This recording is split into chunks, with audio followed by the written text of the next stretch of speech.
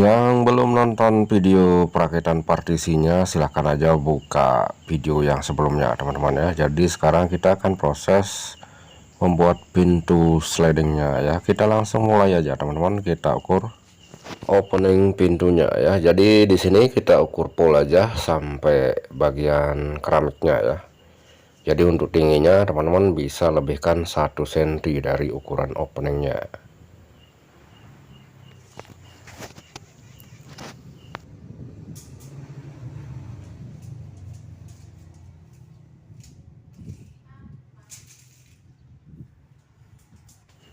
Oke, lalu lebarnya ya. Di sini teman-teman bisa tambahkan 5 cm dari opening ya. Jadi jangan lupa di bagian tembok itu ada open back lagi. Nah, jadi teman-teman nanti kalkulasi sama open back ya. Sisa opening ditambahkan dengan 5 cm minimal ya. Nah, contohnya seperti ini. Jadi di bagian tembok nanti ada open back lagi. Jadi nanti openingnya ditambah 5 cm atau sesuai permintaan dari customer tentunya. Ya, jadi bahan yang saya gunakan di sini kita biasa nyebutnya tiang sliding jumbo teman-teman ya. Entah mungkin beda lagi kalau di area kalian. Ini mirip sekali sama tiang sliding bentuknya, cuman ada tanduk di bagian belakang. Yang pertama sini kita potong tingginya dulu, kita lebihkan 1 cm teman-teman.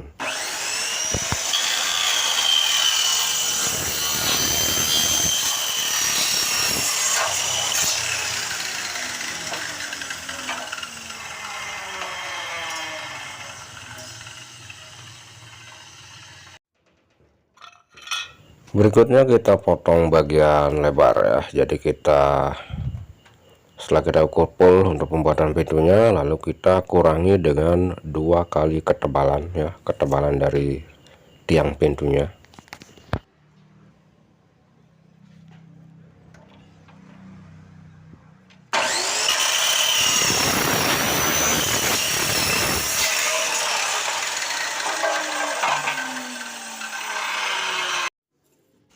Ya, jadi gambaran bahannya seperti ini teman-teman ya.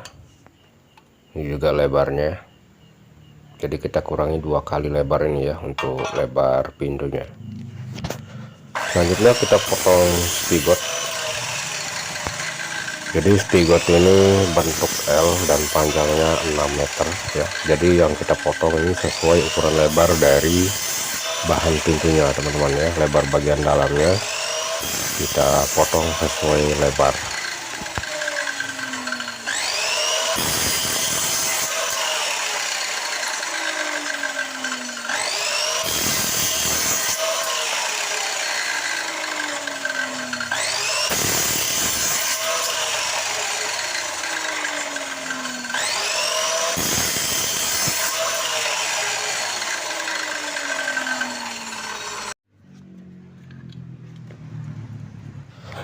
Selanjutnya kita butuh mal-malan ya untuk proses pasang spigot. Jadi ini adalah potongan dari bahan yang sama ya. Jadi bagian belakang pastikan sejajar, baru kita tandai menggunakan spidol seperti ini untuk proses pemasangan spigot. Ya mungkin videonya agak lambat ya teman-teman, karena ini permintaan dari teman-teman subscriber juga, mintanya video jangan terlalu cepat katanya. Jadi ya kita ikuti aja. Semoga ini biar sama-sama belajar teman-teman.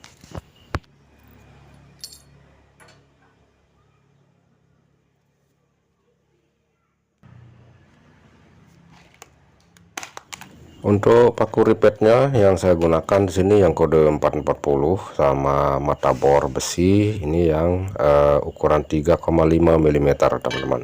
Yang butuh bahannya nanti silakan teman-teman temukan aja di kolom deskripsi untuk pembelian bahan yang saya sebutkan ya. Nanti tinggal dicek aja. Oke, jadi yang pertama di sini untuk spigotnya kita bor dulu dua sisinya sesuai dengan lebar dari yang sliding jumbonya ya untuk kiri kanan.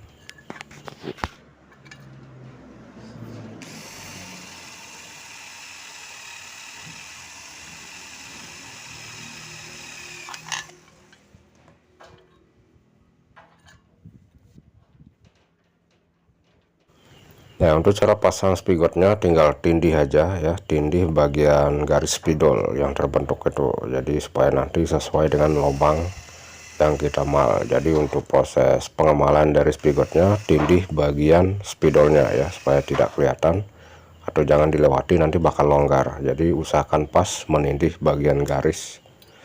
Oke, dan kita langsung aja proses repeat ya, pemasangannya.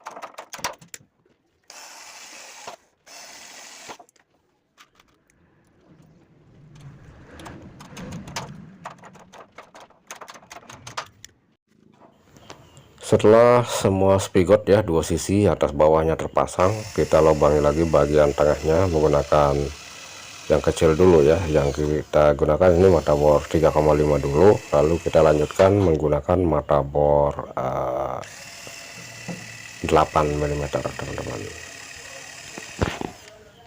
Jadi videonya agak panjang, ini juga termasuk pemasangannya, jadi silakan teman-teman tonton aja sampai full ya, supaya nanti ini jelas.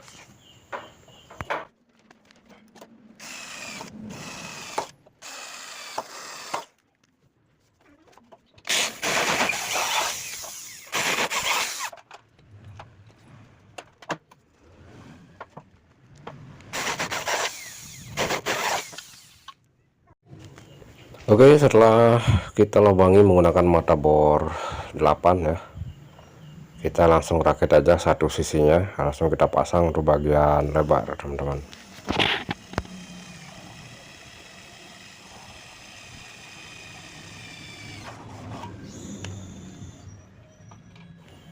Buat teman-teman yang mungkin baru pertama kali mampir di channel ini, silahkan like, subscribe, dan silahkan yang mau traktir kopi ya, bisa klik saja yang bagiannya saya tandai. Terima kasih sebelumnya yang mau traktir kopi, biar saya lebih semangat lagi bikin kontennya buat teman-teman semua.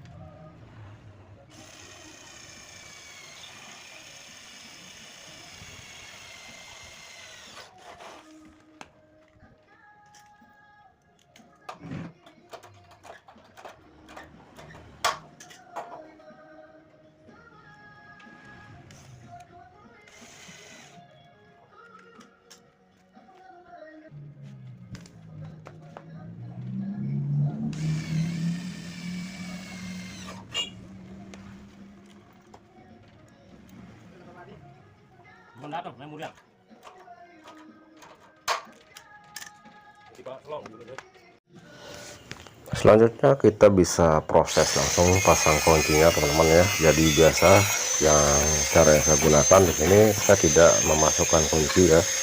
Untuk metode pemasangan kunci ada perbedaan dengan rekan-rekan yang lain. Nah, cuma yang paling simpel menurut saya seperti ini ya. Jadi tinggal kita potong aja untuk bagian satu sisi pinggirnya, dua sisi maksudnya kiri kanan ya, kita potong dan tinggal kita teman-teman saksikan aja proses pemasangan kuncinya. Untuk tingginya saya biasa menggunakan 90 ya, 90 pas berada pada kunci ya. Jadi pas pada posisi lubang kunci ya, yang 90.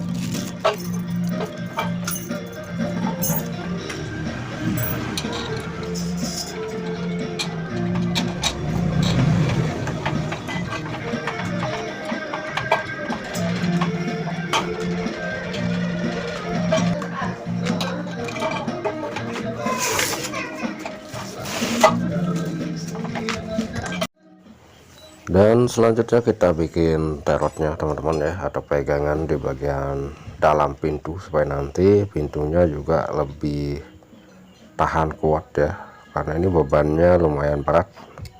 Jika kita hanya mengandalkan paku ripet pada spigotnya itu tidak terlalu kuat teman-teman, jadi sebaiknya kita tambahkan penahan seperti ini. Di sini saya gunakan besi beton ya, besi beton 8, dan kita tambahkan boutmur ya di bagian pinggir untuk mengikatnya. Jadi fungsi lubang yang kita bikin tadi ya menggunakan mata ber-8 ya untuk menanam besi ini di bagian bawah dan atas dari pintunya, supaya nanti pintunya bisa menahan beban yang cukup berat.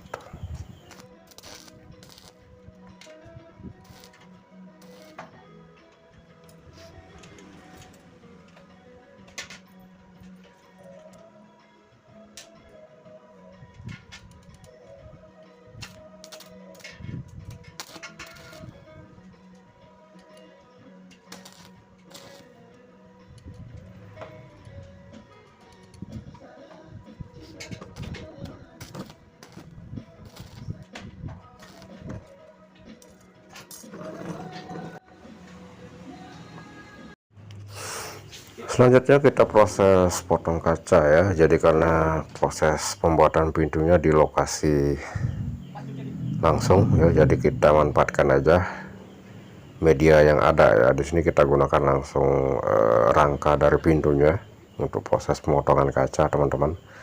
Jadi untuk ukuran pintunya di sini, untuk tinggi lebarnya kita ukur per lubang, lalu teman-teman bisa kurangi setengah senti ya, atau sedikit lebih kecil dari ukuran lubang pintunya supaya nanti aman. Jadi jangan potong pas sesuai ukuran, takutnya nanti bakal ndak muat ya. Untuk itu bakal susah lagi kalau kita potong kaca kurang dari 1 cm, itu lumayan sulit dan prosesnya lebih lama lagi teman-teman. Jadi teman-teman tinggal kurangi aja, ukur per lubang kurangi 0,5 ya.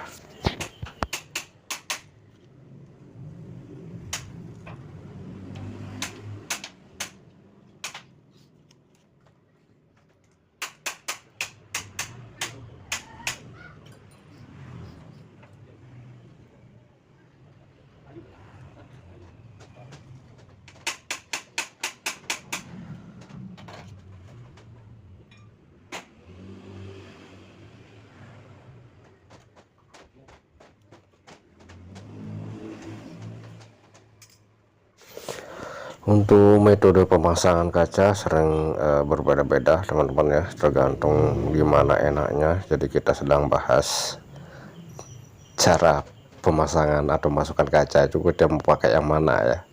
Jadi untuk pemasangan kaca ke pintu, karena ini lokasi bisa dibilang tidak mendukung ya. Beda lagi kalau lokasi pemasangannya di lokasi kita sendiri, itu bakal lebih mudah karena di sini lokasi di bawah. Jadi kita harus agak ekstra hati-hati teman-teman untuk proses pemasangannya.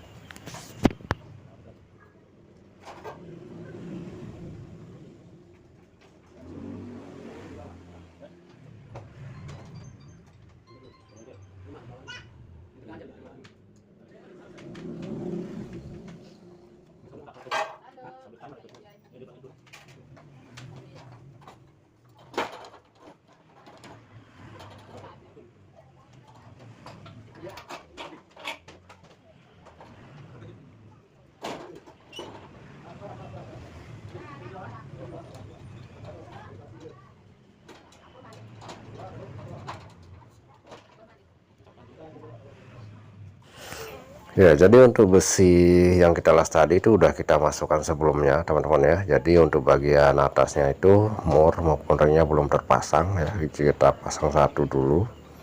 Jadi karena ini biar videonya tidak terlalu panjang ya, jadi untuk besi terotnya atau besi betonnya udah kita masukkan sebelumnya sebelum kita proses pemasangan kaca. Jadi di sini kita cuma tinggal pasang baut sama ringnya aja ya di bagian atas, kita press sampai benar-benar kuat ya. Jadi untuk pintu aluminium ya yang tidak pakai terot seperti ini atau pakai besi beton yang kita rakit, itu paling lama bisa bertahan cuman 1 tahun 2 tahun. Itu bakal bentuknya tidak presisi lagi ya, itu karena tidak ada bantuan di dalamnya, karena kekuatan dari paku ripet yang hanya 8 biji itu tidak mampu bertahan lama ya untuk menopang beban yang cukup berat dari kacanya. Apalagi pintu ini bakal bergerak terus ya. Dan cara yang paling bagus ya teman-teman pasang terot di bagian pintunya.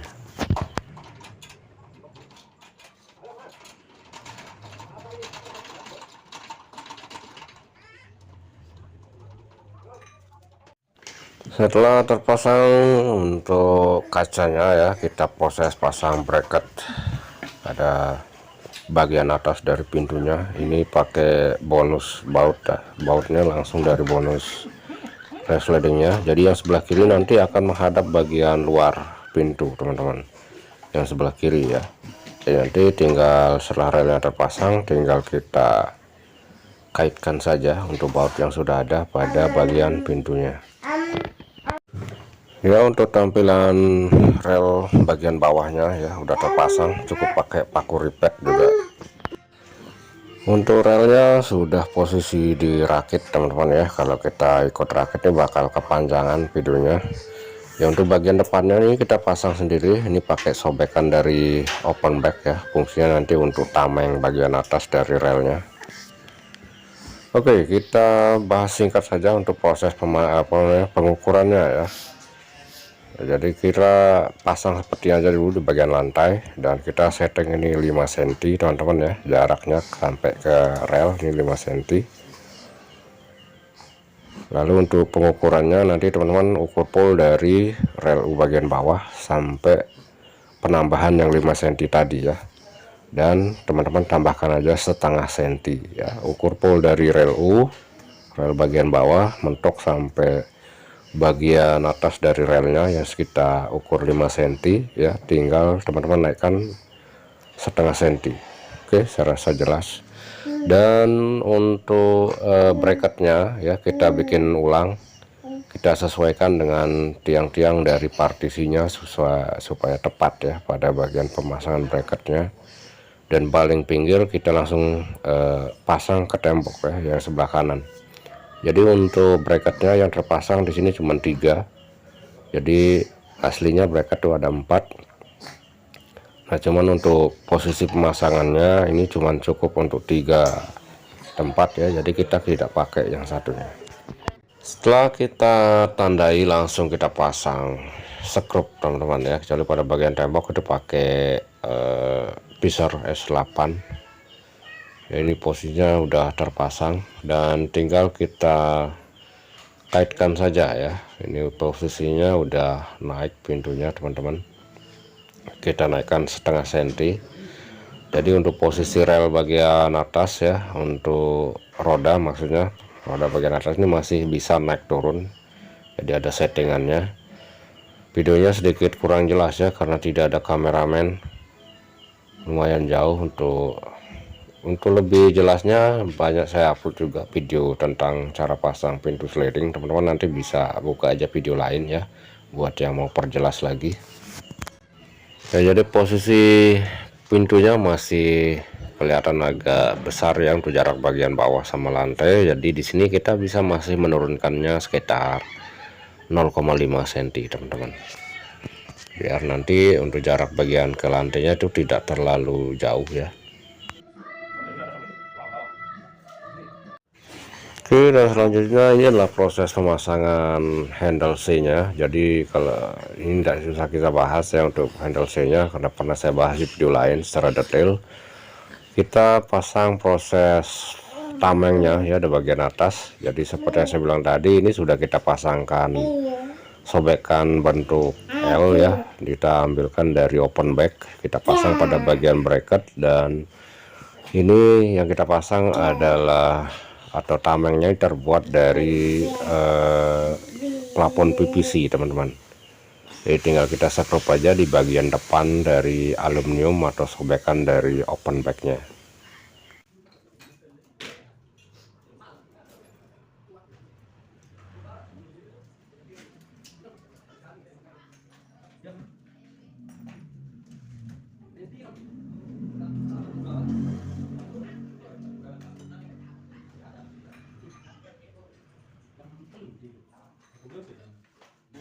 Ya, untuk sistem pengunciannya di sebelah kanan ya, ini yang kita pasang adalah open back teman-teman. Kita proses pasangnya sama seperti biasa ya, cuma kita tambahkan spigot aja di bagian belakangnya untuk sekrupnya. Lalu nanti untuk lubang yang disisakan sama pengeboran di bagian kusennya tuh kita tutup pakai hole cap ya namanya. Nanti saya sediakan aja di kolom deskripsi untuk pembeliannya. Jadi ini pernah sering bahkan ya di video sebelumnya kita bahas lubang hole cap nih, lubang yang dihasilkan oleh mata bor 10 yang kita gunakan untuk proses pengeboran dan pemasangan kusen ya, karena nanti di bagian dalam itu ada spigot. Nah, jadi untuk bautnya itu nggak kelihatan teman-teman, jadi langsung ditutup sama hole cap di bagian luar.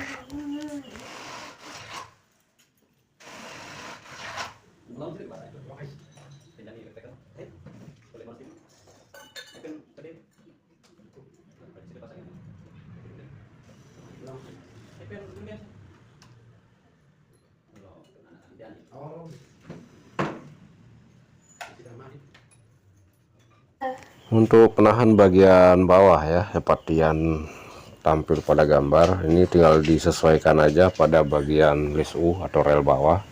Untuk pemasangannya ini tidak sempat kita rekam ya teman-teman, jadi saya rasa mudah dipahami ya. Jadi untuk beberapa proses yang lain yang sempat kita rekam ya, karena harus bagi tugas di sini. Untuk pemasangan karet sama stopper yang tadi, nanti teman-teman bisa temukan aja di video lain. Makanya silahkan teman-teman subscribe aja, karena kita bakal bahas lagi video yang sama tentunya supaya lebih detail lagi. Silahkan teman subscribe dan bisa tulis pertanyaan aja di kolom komentar, biar nanti kita usahakan videonya. Oke, karena ini menjelang malam teman-teman, kita selesaikan videonya. Buat kalian yang belum subscribe, boleh sawer kopi juga ya, silahkan aja. Terima kasih banyak sebelumnya. Kita bahas video lain di video berikutnya. Sampai jumpa.